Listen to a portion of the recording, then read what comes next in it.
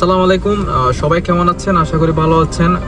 গত কিছুদিন যাবত আমার ফেসবুক পেজটি হ্যাক করা হয়েছে। আমার সাথে যারা ফেসবুক অ্যাড ছিল তারা হয়তো জানে এই বিষয়টা, কারণ আমি ফেসবুকে পোস্ট করেছিলাম। আমি জানি হয়তো আমার পেজটা হ্যাক হয়ে যাওয়াতে অনেক মানুষ কিছু মানুষ খুশি হয়েছে, আবার কিছু মানুষ আমার কষ্ট পাইছে। আবার অনেকে বলে করতেছে যে মাত্র 15,000 ফলোয়ার, কয়েক হাজার ভিউজ, এগুলোর জন্য এরকম করতেছে। আসলে ভাই হ্যাঁ, আমি নিজেও বলতেছি যে এইগুলা ফেসবুকের জন্য কোনো কিছু না। মাত্র 15,000 ফলোয়ার আর কয়েক হাজার ভিউজ, এগুলো ফেসবুকের জন্য একদম কিছুই না। আসলে ভাই কথা হচ্ছে কি জানেন, যার হারায় সে বুঝে। একটা পেজ বা কোনো কিছু যে তৈরি করা কত কষ্ট প্রথমের দিকে, সেটা যে করে সে হয়তো বুঝে। আসলে ভাই আমার কখনো এই মিডিয়াতে আসার কোনো প্ল্যান ছিল না, আমার কখনো স্বপ্ন ছিল না। তো আমার ছোট ভাই মোহাম্মদ আরিফ, সে এগুলা নিয়ে একটু আগ্রহ ছিল তার। তো সে একটু করে আমাকে সে বলতো যে এরকম এরকম করো। তো আমি একটু করতাম। তো করার পর দেখতেছি এক পর্যায়ে না মোটামুটি মানুষ আমাকে সাপোর্ট দিচ্ছে।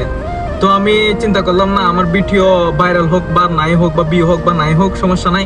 আমি যে এই জিনিসটা করছি, আমার এই জিনিসটা স্মৃতি হিসেবে থাকবে, যে ফেসবুকে তাকে যাবে। আমি আজ থেকে 5-10 বছর পর দেখলাম আমার জিনিসটা ভালো লাগবে না, আমি এই সময় এই জিনিসগুলো করছি, তখন আমার ভালো লাগবে। আমি এটা চিন্তা করে ভিডিওগুলো করতাম। আসলে আমার পেজটা হ্যাক হয়েছে, এটার কারণে আমার দুঃখ লাগে না। যতটা দুঃখ লাগছে, সে যে হ্যাক করছে সে আমার সব ভিডিও ডিলিট করেছে।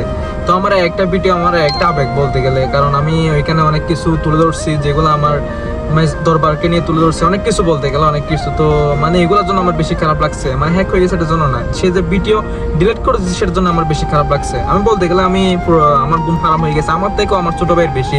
কারণ সে কন্টিনিউ চেষ্টা করে যাচ্ছে পেজটা কিভাবে আনা যায়।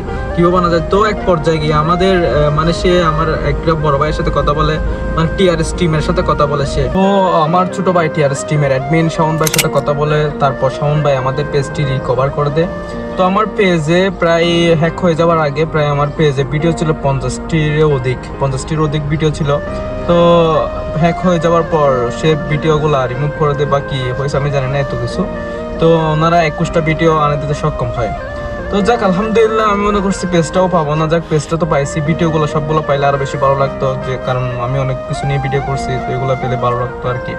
তো যাক, আলহামদুলিল্লাহ, আমার পেজটি আমি আবার ফিরে পেয়েছি, কিন্তু আমার পেজের নাম এখনো চেঞ্জ করতে পারি নাই।